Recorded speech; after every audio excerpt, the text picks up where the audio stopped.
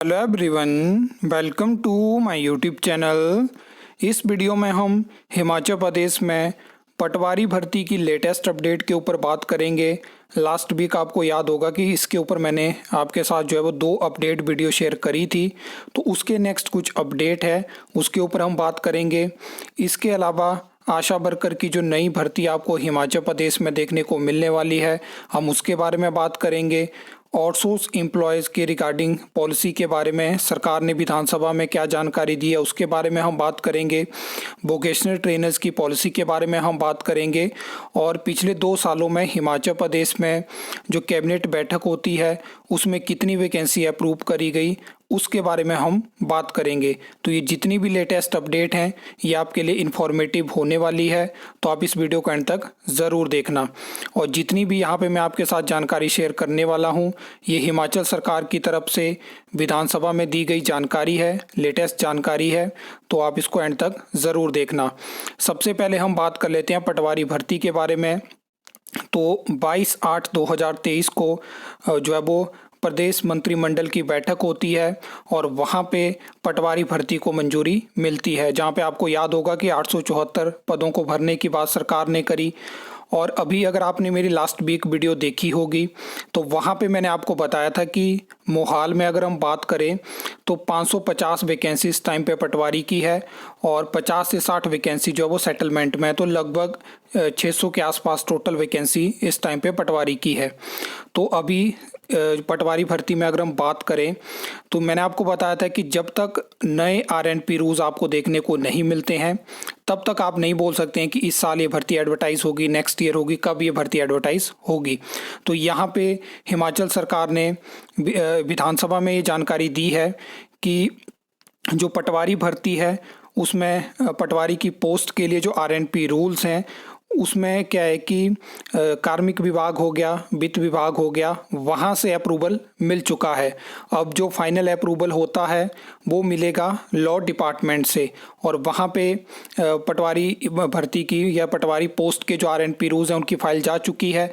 वहाँ से जैसे ही अप्रूवल मिलेगा तो एक नोटिफिकेशन होगी जिसमें कि आपको पटवारी पोस्ट के नए आरएनपी रूल्स देखने को मिल जाएंगे। और क्या होता है कि हिमाचल प्रदेश में किसी भी पोस्ट के लिए जब नए आरएनपी रूल्स बनते हैं तो उसमें क्या होता है कि पब्लिक सर्विस कमीशन शिमला के जो भी सुजेशन वगैरह होते हैं उनसे एक बार बात होती है किस तरह से चीज़ें हो सकती हैं, तो उसके बाद ही हिमाचल प्रदेश में आपको किसी भी सरकारी पोस्ट के लिए जो आरएनपी रूल्स होते हैं वो देखने को मिलते हैं। अब एक चीज़ यहाँ पे ये क्लियर हो चुकी है कि पटवारी भर्ती आपको हिमाचल प्रदेश राज्य चयन आयोग हमीरपुर के माध्यम से ही देखने को मिलने वाली है। आपने देखा होगा कि अभी उन्होंने कुछ नई भर्तियां भी एडवर्टाइज करी हैं। अब नेक्स्ट बात कर लेते हैं, और ये जानकारी भी हिमाचल प्रदेश सरकार की तरफ से विधानसभा में दी गई है कि इस साल जो है वो, और आपको याद होगा कि बजट में भी इसकी बात करी गई है, 290 जो है वो न्यू आशा वर्कर की रिक्रूटमेंट हिमाचल प्रदेश में आपको देखने को मिलने वाली है। और इसमें क्या होगा, मैक्सिमम ये जो वैकेंसी यहाँ पे रहने वाली है ट्राइबल एरिया में ये वैकेंसी होगी।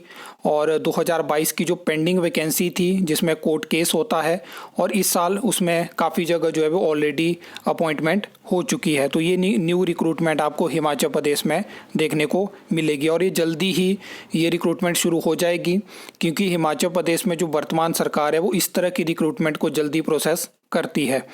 अब नेक्स्ट बात कर लेते हैं कि आउटसोर्स एम्प्लॉयज़ के बारे में। लगातार हिमाचल प्रदेश में ये मुद्दा रहता है कि कब हिमाचल प्रदेश में आउटसोर्स एम्प्लॉयज़ के लिए पॉलिसी बनेगी, जबकि मैं लगातार आपको बताता रहता हूँ, बहुत सारी वीडियोस में मैंने बात करी है कि आउटसोर्स एम्प्लॉयज़ के लिए पॉलिसी हिमाचल प्रदेश में बहुत मुश्किल है।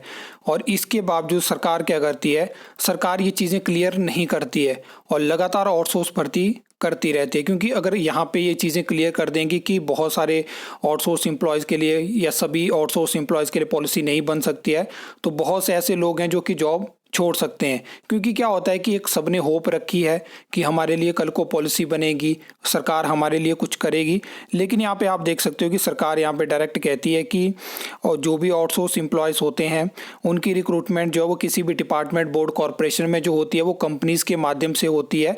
तो कंपनीज़ ही उनको सैलरी देती है। सरकार का काम होता है कि बजट होता है, ग्रांट आती है, उसके माध्यम से वहाँ पे सैलरी आपकी जाती है। तो कभी भी आपको जो है वो एम्प्लॉयज़, सरकार का एम्प्लॉयज़ आपको नहीं माना जाएगा। आप आउटसोर्स एम्प्लॉयज़, कंपनीज़ के आप एम्प्लॉयज़ वहाँ पे रहते हैं। तो फिलहाल मुझे नहीं लगता कि हिमाचल प्रदेश में आपको आउटसोर्स एम्प्लॉयज़ के लिए पॉलिसी देखने को मिलने वाली है। फ्यूचर में सरकारें क्या करेगी, अदरवाइज़ आपको चीज़ें क्लियर है कि जहाँ पे सरकार ट्रेनी पॉलिसी लाती है, तो अगर ये चीज़ें करनी होती तो यहाँ पे आज को आपको एक पॉलिसी देखने को मिल गई होती। अब नेक्स्ट बात कर लेते हैं ये बेरोजगारी दर के ऊपर, जो कि लगातार बढ़ी है। और ये जो आंकड़े होते हैं, मैं तो इन पे ज़्यादा जो है वो बिलीव नहीं करता हूँ। एक्चुअल में हिमाचल प्रदेश में अगर हम बात करें तो स्थिति सभी को पता है। जहाँ पे नौकरियों की बात करें तो सिर्फ अखबारों में बात होती है, सिर्फ खबरों में बात होती है। बहुत सारी ऐसी भर्तियां आपको जो है वो कभी कभी जो बड़ी बड़ी रैलियां होती हैं, बहुत सारे अलग अलग मंचों से कह दिया जाता है ये भर्ती वो भर्ती, जो कि कभी एडवर्टाइज भी नहीं अभी तक हो पाई हैं, कुछ अभी तक प्रोसेस में ही नहीं है, उनको भी वहाँ पे गिनवा दिया जाता है कि ये भर्ती हमने कर दी है। तो ये चीज़ें हैं, बाकी ये तो लगातार बढ़ेगी और ये चीज़ें हैं। बाकी नेक्स्ट बात कर लेते हैं। तो ये बात करी गई है वोकेशनल ट्रेनर्स के बारे में। तो वोकेशनल ट्रेनर्स के बारे में आपको पता होगा कि बहुत सारी वीडियोस आपको चैनल पे देखने को मिली है, और जो ऑलरेडी वोकेशनल ट्रेनर्स वर्किंग में है उन्होंने काफ़ी ज़्यादा मांग उठाई कि हमारे लिए पॉलिसी हो। तो सरकार की तरफ से भी उनको कहा गया था कि इसके ऊपर हम काम करेंगे। तो यहाँ पे क्या है कि इस टाइम पे सरकार विधानसभा में जानकारी दे रही है कि अभी इस पे सरकार के पास ऐसा कोई प्रपोजल जो है वो विचाराधीन नहीं है। लेकिन ऐसा नहीं है कि इससे पहले इस तरह के रिप्लाई किसी पोस्ट के लिए हमें देखने को नहीं मिले। बहुत सारी जगह हमें ऐसे रिप्लाई देखने को मिले हैं और उसके बाद जो है वो उन पोस्ट के लिए पॉलिसी हमें देखने को मिली है। वोकेशनल ट्रेनर्स की भर्ती इस साल हमें 500 से ज़्यादा वैकेंसी देखने को मिली है, जिसमें मैंने आपको बता दिया है कि कितनी वैकेंसी वैकेंट है और कितनी फिलअप हो चुकी है, क्योंकि इसमें बहुत सारे लोगों के जो है वो कमेंट आते हैं कि क्या वहाँ पे ज्वाइनिंग हो चुकी है, हमें इसके बारे में जानकारी नहीं है। तो उसमें भी मैं आपको बता चुका हूँ कि यहाँ पे प्रॉपर रिजल्ट आपको देखने को नहीं मिलता है। डायरेक्ट जो सिलेक्टेड कैंडिडेट होते हैं उनको ईमेल के माध्यम से, फ़ोन के माध्यम से जानकारी दी जाती है। अब इसके अलावा हम बात कर लेते हैं। आपने एक चीज़ ऑब्जर्व करी होगी कि हिमाचल प्रदेश में जब से जो है वो कांग्रेस की सरकार बनी है, तब क्या होता है कि भर्तियों से जुड़े जो भी प्रश्न रहते हैं, मैक्सिमम की ये बात करूंगा मैं, क्योंकि स्पेसिफिक अगर एक पोस्ट की बात करी गई हो तो उसमें तो रिप्लाई देखने को मिल जाते हैं। लेकिन जब ऐसी इन्फॉर्मेशन मांगी गई है, मैं इसी सत्र की बात नहीं कर रहा हूँ, बहुत सारे हर एक सत्र की मेरे पास फ़ोटोज़ पड़ी हैं, मैंने टेलीग्राम ग्रुप में शेयर करी हैं। तो जब भी भर्तियों से जुड़े प्रश्न पूछे जाते हैं, उनको मैक्सिमम प्रश्नों को जो है वो सरकार टाल देती है और उसमें रिप्लाई आता है कि सूचना अभी एकत्रित की जा रही है। और ये ऐसी सूचना है जो पिछले 3 सालों से एकत्रित नहीं हो पाई है और ये 5 साल में भी एकत्रित नहीं हो पाएगी। क्योंकि कौन सी भर्तियां सरकार यहाँ पे बताएगी? क्या पैरा वर्कर की भर्ती बताएगी या आउटसोर्स भर्तियां बताएगी?